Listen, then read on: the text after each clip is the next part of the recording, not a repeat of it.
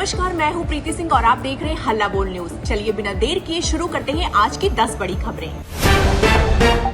संसद के मानसून सत्र का आखिरी सप्ताह आज से बेहद अहम होने जा रहा है। सरकार कई महत्वपूर्ण विधेयक सदन में पेश करने की तैयारी में है। प्रस्तावित FCRA संशोधन विधेयक को लेकर विपक्ष के विरोध के आसार हैं। कांग्रेस और TMC इसके खिलाफ आवाज उठा सकती है, जबकि DMK विधेयक वापस लेने की मांग कर सकती है। विपक्ष 20 जुलाई को दिल्ली में छात्रों के प्रदर्शन पर हुई कार्रवाई को लेकर गृह मंत्री अमित शाह के बयान की मांग करेगा। राम मंदिर चंदे से जुड़े कथित मामले पर भी चर्चा की मांग होगी। झारखंड की राजधानी रांची में छात्रों के आंदोलन को देखते हुए प्रशासन ने सुरक्षा व्यवस्था कड़ी कर दी है। छात्रों ने आज 10 अगस्त को विधानसभा घेराव का ऐलान किया है। प्रदर्शन में शामिल होने के लिए राज्य के अलग अलग जिलों से छात्र रांची पहुंच रहे हैं। प्रशासन ने प्रमुख सड़कों, शहर की सीमाओं और संवेदनशील इलाकों में बैरिकेडिंग की है। बसों और निजी वाहनों की जाँच भी की जा रही है। पुलिस बल की तैनाती के बीच प्रशासन किसी भी अप्रिय स्थिति को रोकने के लिए सतर्क है।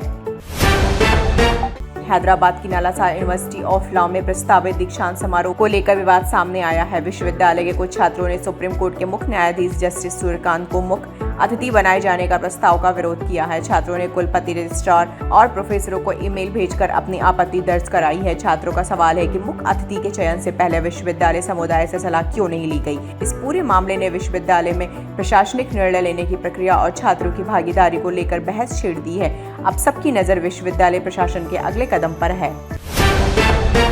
आपातकाल के दौरान जेल जाने वाले लोगों को सम्मान देने का मुद्दा एक बार फिर चर्चा में है। पश्चिम बंगाल में ऐसे लोगों के लिए हर महीने 10,000 रुपए की पेंशन देने की घोषणा की खबर सामने आई है। बताया गया है कि करीब 325 लोगों को इसका लाभ मिल सकता है। इसके अलावा सरकारी बसों में मुफ्त यात्रा और सरकारी अस्पतालों में इलाज के लिए 1,000 रुपए की चिकित्सा सहायता देने की बात भी कही गई। सरकार ने इस पहल को लोकतंत्र की रक्षा के लिए संघर्ष करने वालों को सम्मान से जोड़ा है। हालांकि इस घोषणा को लेकर राजनीतिक प्रतिक्रियाएं भी सामने आ सकती हैं।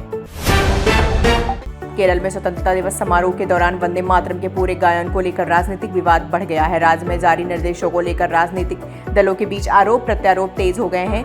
CPIM नेता पिनाराई विजयन ने इस मुद्दे को धर्मनिरपेक्षता और राजनीतिक विचारधारा से जोड़कर सवाल उठाए हैं। वहीं विश्व हिंदू परिषद ने विजयन के बयान पर कड़ी प्रतिक्रिया दी है। BSP का कहना है कि राष्ट्रीय गीत का अपमान स्वीकार नहीं किया जाएगा और कानून के तहत कार्रवाई हो सकती है। विवाद के बीच अब नजर इस बात पर है कि स्वतंत्रता दिवस समारोहों में वंदे मातरम को लेकर अंतिम व्यवस्था क्या रहती है। अहमदाबाद के आनंद नगर इलाके से एक बेहद गंभीर मामला सामने आया है। एक PG हॉस्टल में रहने वाली छात्रा के साथ कथित तौर पर सुरक्षा गार्ड ने दुष्कर्म किया। पुलिस के मुताबिक आरोपी कुछ दिन पहले ही हॉस्टल में नौकरी पर आया था। घटना उस समय हुई जब छात्रा रात करीब 8 बजे हॉस्टल की छत पर अकेली टहल रही थी।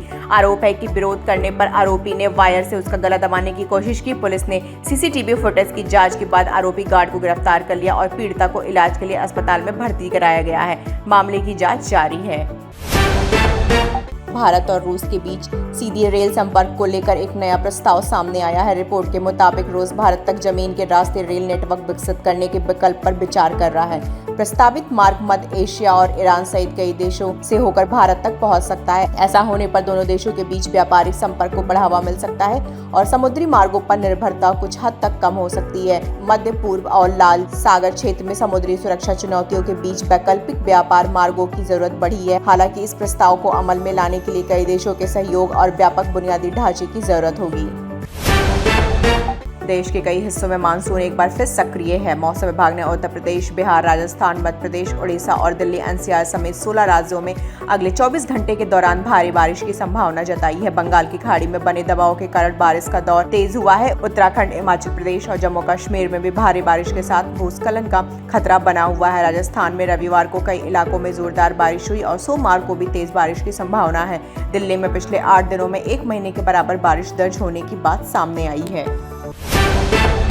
भारतीय क्रिकेट टीम में सरफराज खान की करीब 2 साल बाद वापसी हुई है। चोटिल साई सुदर्शन की जगह सरफराज को श्रीलंका सीरीज के लिए टीम में शामिल किया गया है। टीम इंडिया में दोबारा चुने जाने के बाद सरफराज ने सोशल मीडिया पर तस्वीर साझा कर अपनी खुशी जाहिर की है। उनके लिए यह वापसी बेहद खास मानी जा रही है, क्योंकि लंबे समय से वह राष्ट्रीय टीम में नियमित मौका मिलने का इंतजार कर रहे थे। अब उनकी नजर इस मौके को प्रदर्शन में बदलने पर होगी। क्रिकेट प्रशंसकों की उम्मीद है कि सरफराज बल्ले में दमदार प्रदर्शन कर टीम में अपनी जगह मजबूत करेंगे।